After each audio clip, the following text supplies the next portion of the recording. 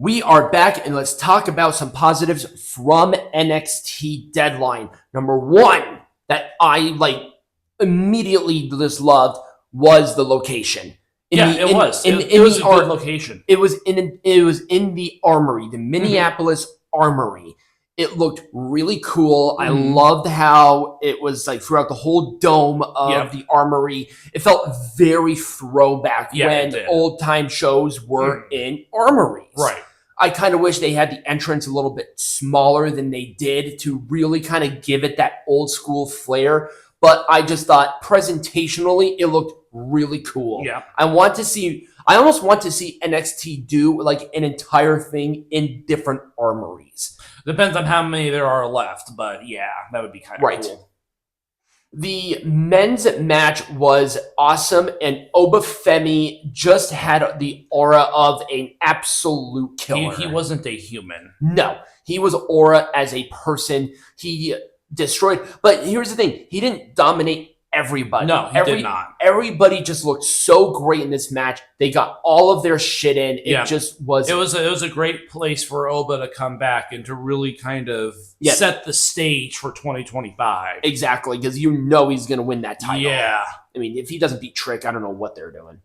Whoop, that Trick. No quarter catch. It's Whoop. No quarter. I said Whoop. Oh, no quarter catch crew was unbelievable. Yeah, they kind of surprised me. I'm surprised that that Axiom retained their champion. I will talk about that because that is my negative. But I did say that this was their coming out match, for both Tavion Heights and Miles It's Bourne. Tavion Heights. Is it? I thought it was Tavion. I don't know.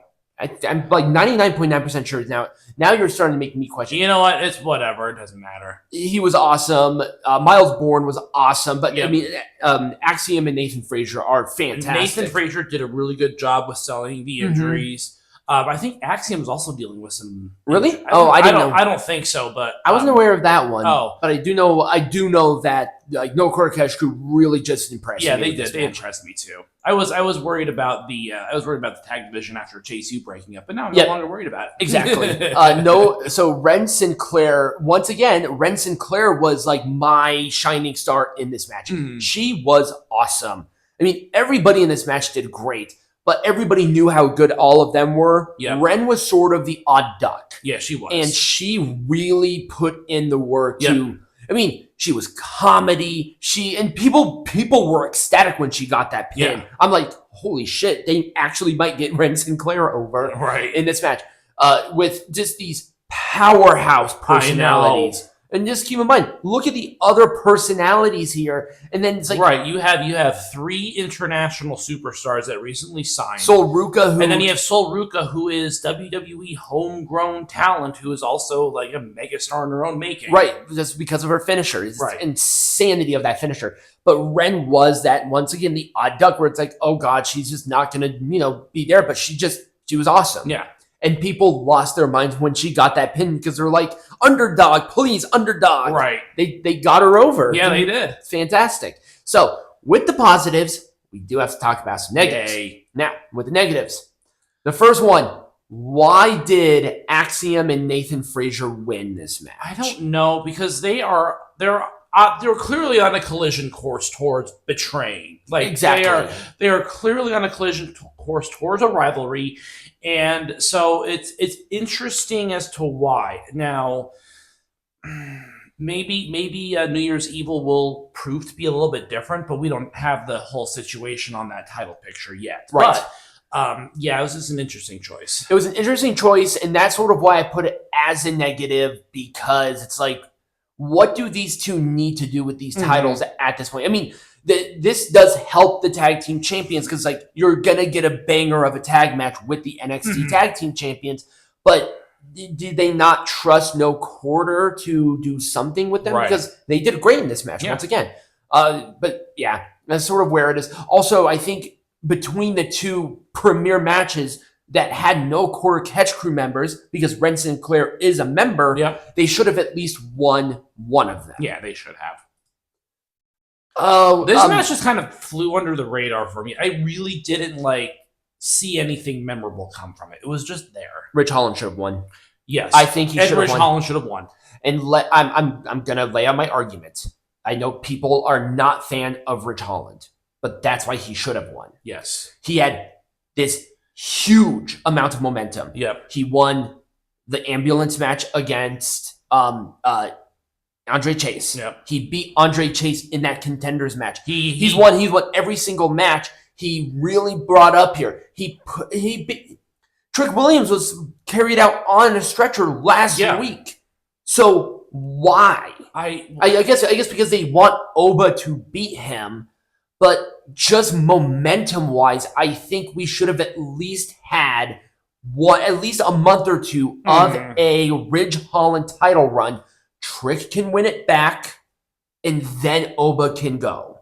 Right. Something. It was a rock and a hard place. It was a rock and a hard place here. I think that they're waiting to start this rivalry between. They're waiting for Ridge Holland for Obafemi. I think Ridge Holland is going to be Obafemi's first real challenge. Okay. And I think that might be a longer term storyline, but I just don't know. I don't know the entire situation, but yeah, I agree. I think that Ridge Holland should have won this match. That's why I put it as a negative. And you're right. The match was fine. I mean, it was a fine match. It was kind of was just there. It wasn't like.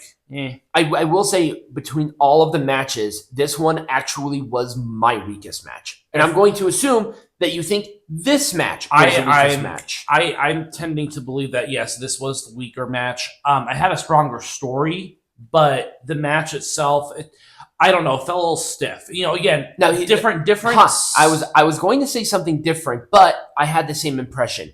This match felt too staged. Yes, it was a stiff match. They played it safe. They really, but you have to understand too. An underground match is not like the wrestling ring looks different. Like it's fundamentally not a wrestling ring because there's no ropes. And a lot of wrestling requires the use of ropes. Like that is just the nature of professional wrestling. Yeah, but you have to kind of throw that out the window during an underground match, which fundamentally changes how you conduct yourself. And here's sort of why I think this match felt staged. It felt stiff. Whichever way you want to say it, it's because one of them is not that MMA fighter. Mm-hmm. Remember, last time we had an NXT Underground match, remember who was in it? They were both MMA fighters. Lola Vice and Shayna Baszler. Mm-hmm. So they gave the impression of this is a fight. Yeah. Because they were fighters. I wanted to see, we had that hardcore match with these two when they were at 2300 and it was really, really good. Right. I wanted to see more street from Jaida Parker. That's her whole gimmick is she's that street fighter. I just don't think that, I don't know. It was, again, stiff. It was too, you also said another really good S word. Safe. Yeah. It felt too safe. It felt too stiff. It felt too staged. Yeah. I wanted messy. I did. Give me a little more of a messier context where it looks like they're trying to beat each other up instead of one spot to another spot to another spot. Right. That's sort of why I kind of put this as negative. They worked hard, and this was my weakest match. And I will say they had the better story. Yeah, they did a little bit. Not a ton better, but it was a little bit. But better. You see, once again, I've been watching the story. I saw where they were beating each other up. People had to separate them.